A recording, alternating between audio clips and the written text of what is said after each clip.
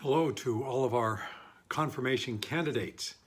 And because of the reality that we are in social distancing, I'm using this format to address you today, just to let you know that you continue to remain in my prayers and all of our prayers, Father Sheehan's prayers, during this time for you and your families, that you are kept safe. And we know this is not what you expected at this time in your life, but it is what it is, and we'll all get through this together. We don't have a date yet for your confirmation. That is yet to be decided. Once the majority of the danger is over with this coronavirus, the bishop will then reschedule his visits to the parishes. And at that time, we will let you know when we will celebrate your final sacrament of initiation, your confirmation. But the parish continues to be active and doing the work of the Lord here at Sacred Heart, with masses online, rosary online, and ministering to our people. So we're here for you. If you ever need to talk to me or to Father Sheehan, please don't hesitate to give us a call, because we want to be able to respond to you and reach out to you. Abby had sent me some questions that appeared on some of your questionnaires, some of your thing that you had asked of me when I would have met with each of you individually, which obviously I can't now. So I wanted to take some time now to answer some of those questions that you had posed in your questionnaires. One of them was, was your choice to be a priest a gradual choice, or was there one event in your life that led you to be a priest? I have to say it was a gradual choice. As a kid growing up, as an Irish Catholic family, of course, you want to be a priest. That's always kind of there for you. But I lost that when I got into high school and went on to other things, went on to college, had a radio career. But I remember one Saturday I was taking our youth group to what was called Youth Days. They had those back in the Diocese of San Diego back in the 70s. And I remember having some free time. There were a series of workshops throughout the day that the young people could go to, the high school age kids could go to, based on their interest. And I had one free session that I hadn't had anything planned, and I saw one for the seminary. So I thought, well, this would be interesting. So I went and listened to that talk given by the rector of the seminary at the time and 4 or 5 of the seminarians. And I walked out and didn't think anything of it, although that was nice for them, and moved on. Then toward the end of the day, we were walking back to the car, myself and the youth that I had taken with me. And one of the girls in the group turned around and said, "Father Mike, I have a question for you." And I said, "What?" And she kind of felt embarrassed that she called me Father Mike, because I was not that at all. And she said, and everybody kind of laughed at her, and she said, "Well, you would make a good priest, you know." And then we just moved on, and that was it. Didn't think anything else of it for the rest of the day. But then when I got back to my apartment, I had a call from the associate pastor of my parish in Palm Springs. He had asked, he said there were a couple of seminarians in from San Diego. They were going to give a talk at all the parishes, and would I mind taking them out to dinner? And I said, not a problem. So I went to the Mass, and the 2 seminarians talked about their life at the seminary, and then I took them out to dinner afterward. And that was that. Over the next few weeks, I began to think about all these 3 events that took place in one day. Going to that talk, the young teenager referring to me as his father, and then this taking these seminarians out to dinner. And I began to wonder, is there a message in that for me? So after some prayer, I decided to go on a vocations retreat, and I came here to San Diego for a weekend retreat. And it was just nice listening to talks by priests and seminarians about the life that they have and all of that. And I remember one day, on the Sunday before coming back to Palm Springs, one of the priests that was there was a monk, and from Prince of Peace Abbey. And we're walking along the street talking and whatnot. He said to me, "Well, Mike, when are you going to enter the seminary?" And I said, "Enter the seminary? I haven't gotten anywhere close to that decision yet. I don't know if I'm going to do that or not." So he just kind of smiled, and we continued to talk and moved on. And then I came back to Palm Springs, continued to work in radio, but then it continued to bug me at the back of my mind. And so I remember one night going out and walking in the desert in Palm Springs and ending up at my parish church there. And there's in a small grotto, there's a life-size statue of the Sacred Heart of Jesus. And I remember it was like 7 o'clock at night. And I'm standing there in front of the statue, yelling at the statue of Jesus, saying, "I'm not going to go. Don't be calling me to the priesthood. I have too much I want to do in life." I was getting very serious with this young woman and contemplating marriage, and but I wanted him to just leave me alone. But eventually, after about an hour of arguing, more of a monologue with Jesus, I said to Jesus, okay, I'll tell you what I'll do. I'll give you 1 year. I'll go in the seminary for 1 year, and I'll prove to you that you're wrong. Imagine the arrogance on my part. I'll prove to you, Jesus, that you're wrong, that I'm not meant to be a priest. But I'll give you 1 year. I want to know your decision at the end of that year. So about a week later, I went into my boss's office at the radio station and told him that I would be resigning. And he laughed when I told him I was going to the seminary, because my predecessor, as program director of the radio station, had left a couple of years before that to become a Baptist minister. So he thought I was just joking with him. Well, then he realized pretty quickly that I wasn't. So he wished me the best of luck, and I continued for the next 6 months to work in the radio station and get things ready to go. And the girl that I was dating at the time, we were getting pretty serious, and I remember having to go visit. She was living in San Diego, and I drove down here to San Diego to speak with her, and I told her of my decision. She was very upset because we were falling in love with one another. But I said to her, I don't want to get married and then have a regret about this later on and maybe say something that would hurt you.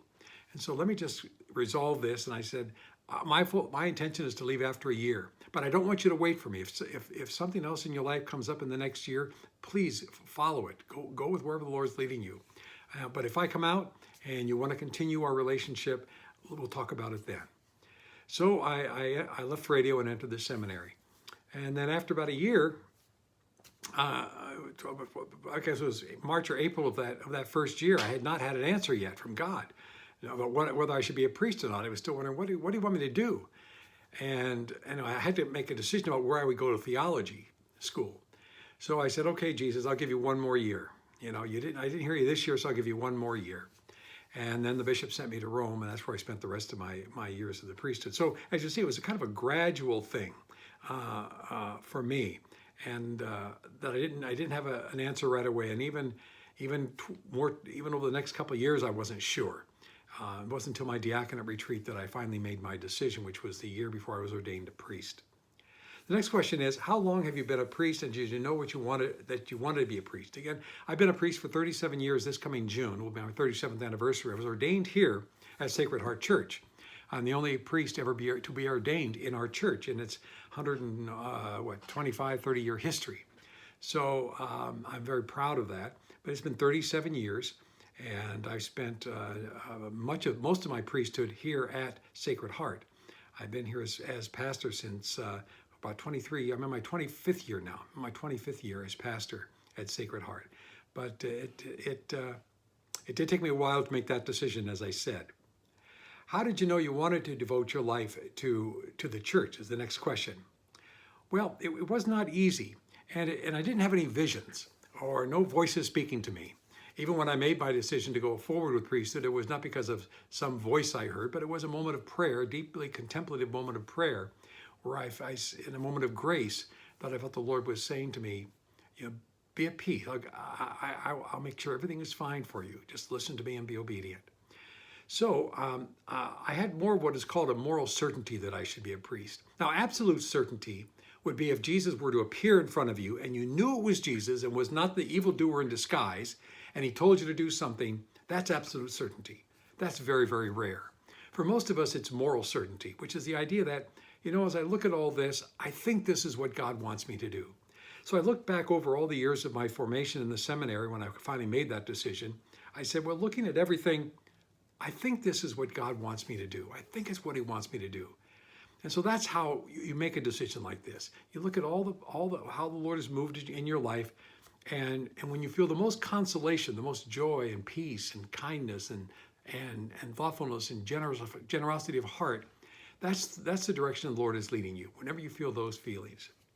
So that's how it came about. It was not easy. It took a lot of years of soul searching and praying, and to come up with that moral certainty. The next question that someone asks is, when do I feel most connected to God? Now, this may sound strange to you, but I would have to say I feel most connected to God when I'm walking in what is called the dark night or the spiritual desert. What that is that there's no sense level feelings of God's presence. I know he's with me. I know by faith that he's present with me, but I don't have the warm fuzzies, the sense level consolations that he is with me. I just know that he is. For many years, I enjoyed a very rich prayer life, and I also recognize it was more unique than most people have. It was a real gift that I had, where Jesus and I could be in conversation, and it was truly beautiful. But then in 2011, in January of that year, it all ended. From that moment on, Jesus became silent, and I never had the sense level consolations, the affective response to Jesus as I had before. And so ever since then, since January of 2001, which is 9 years, I have been in what is called a desert experience, a dark night. But what's beautiful about that is that during this time, my faith has grown. It becomes so easy for me in my prayer before that because Jesus was always there and I expected him to be there. But I was not growing in faith. And that's what the Lord has wanted me to do, is to grow in faith and trust in him more. And so he removed those sense level consolations from my prayer to where I had to just depend upon him. It wasn't easy at first. I was pretty upset about it. I wondered where the heck he had been. What was wrong with me? What had I done? But I realize now he moved the beautiful consolations away from me because he loved me so much. He wanted me to grow deeper in my faith, to trust him. And so that's what I've been doing. So I could actually say the last 9 years I've really been closer to the Lord than I ever have before because my faith has grown so strongly. But it all came about through the dark night and through the desert experience. People oftentimes want to run away from the Lord, and if they don't feel the Lord, they don't want to talk to the Lord. And my response was just the opposite, and it has paid off in so many beautiful ways because I feel more close to the Lord now than I ever have. The next question is, do you think it's okay for young children to be able to receive the Sacrament of Confirmation in middle school or younger rather than in high school? Or do you think that they should wait until they are in high school? Well, I received my Sacrament of Confirmation when I was in the 7th grade. I was in middle school. And quite frankly, I didn't know what I was getting myself into. You know, there are 3 sacraments of initiation: baptism, Holy Communion, and confirmation. And confirmation is meant to do just that, confirm my choice to truly be a Roman Catholic. And that's why it's the final sacrament of initiation. And I think in high school, it's much better because we really want to make it your choice. And if I were to meet with each of you individually, one of the questions I ask all of our candidates is, do you want to be confirmed? Or are your parents pushing you into this? And sometimes I've had, over the years that I've been here, I've had young people, high school, your age group, say to me, I'm not sure I want to do that, but I'm doing it because my parents want me to. Well, when that has happened, I've called the parents on the phone right then and said, your son or your daughter has been very honest with me and told me they didn't think they wanted to make this decision right now. So I respect that. So we're going to postpone their confirmation until they're ready. But it really has to be your choice. You make the choice. At this stage in my life, I want to be part of the Catholic worshiping community, and I want to confirm that choice. And we confirm that through a sacrament. So I really think that as a high school young adult, it's better for you because you really know what you're committing yourself to. And we want the decision to be yours. When you were baptized, you had no choice. You were just held in your parents' arms. When you made your first communion, you had no choice. You just followed the person in front of you. You came up to receive communion with your family. But this is really your choice. You make the choice as to whether or not you want to be a Catholic Christian and you want to commit yourself to a life in the church. The next question is, why on crucifixes is the sign above Jesus' head different than others? Well, we know from the scriptures that sign above Jesus' head said, Jesus of Nazareth, King of the Jews. And it was written in 3 languages, Greek, Latin, and Aramaic.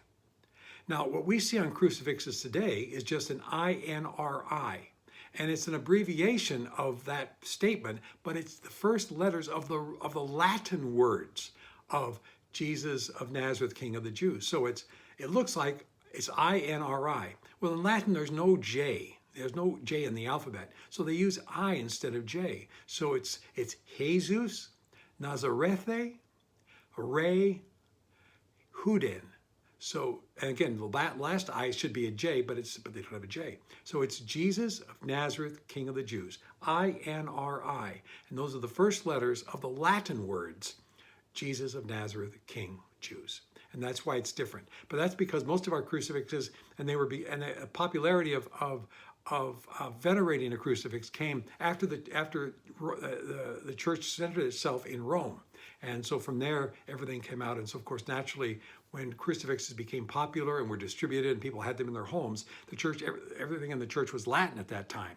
So therefore, the inscription on top of the cross would be Latin. But originally it was in those three languages, Greek, Aramaic, and Latin, so that anybody who was walking by, whether they were Greek speaking or Latin speaking or Aramaic speaking, would understand what that sign meant on the top of the cross of Jesus.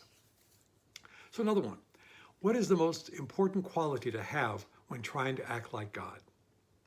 Well, there is only one quality, which is the essence of who God is. I'm going to read to you from the first letter of John. All right? It's from John chapter 4, verse 7 and 8.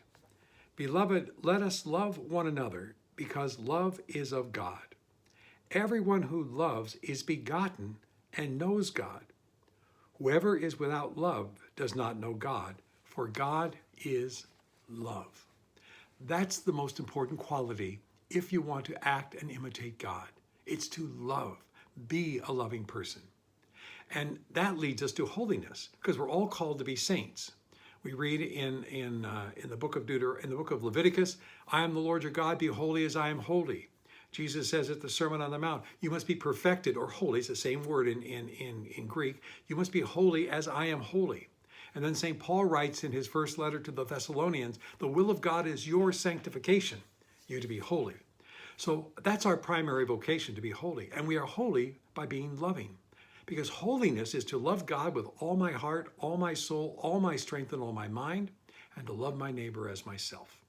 That is the essence of holiness. So that's the primary quality. And how is that lived out? Well, we go to another passage in Scripture. This is from St. Paul and his letter to the Corinthians, his first letter to the Corinthians, chapter 13. And he tells us what living this love looks like. And we're all familiar with this passage. If I speak in human and angelic tongues, but do not have love, I am a resounding gong or a clashing cymbal. And if I have the gift of prophecy and comprehend all mysteries and all knowledge, if I have all faith so as to move mountains, but do not have love, I am nothing. If I give away everything I own, and if I hand my body over so that I may boast, but not have love, I gain nothing. Love is patient. Love is kind. It is not jealous. Love is not pompous. It is not inflated. It is not rude. It does not seek its own interests. It is not quick-tempered. It does not brood over injury. It does not rejoice over wrongdoing, but rejoices with the truth. It bears all things, believes all things, hopes all things, and endures all things. Love never fails. Love never fails. And Paul finishes that beautiful soliloquy by writing, in the end, three things last: faith, hope, and love. And the greatest of these is love. So the most important quality to have, if we want to act like God, if we want to be God-like and be in the imitation of God, is to love. To love God with all of our heart, all of our soul, all of our strength, all of our mind, and to love our neighbor as ourselves. Well, those are the questions that you had sent me, and thank you for doing that. I hope I answered those questions, and if you have more, just send them to Abby, and she will get a hold of me, and we'll do another video conference like this. But in this Holy Week, which we celebrate this week, know that my prayers are with you. You know, we're all going through somewhat of a passion in our these days with having to be isolated in our homes, maybe just living on top of each other with our families, and that can be a bit of a sacrifice as well. But Jesus has overcome all evil, and he will overcome this evil of this virus, and we will celebrate that Easter in a glorious way. It may not be celebrated together this coming Easter because we're all still going to be isolated, but that time will come when we can rejoice again in the great love of God for us and the great gift that Jesus gave to us. And we can celebrate that as a community of faith together in our church, and I look forward to that. In the meantime, know that I'm praying for each one of you and for your families.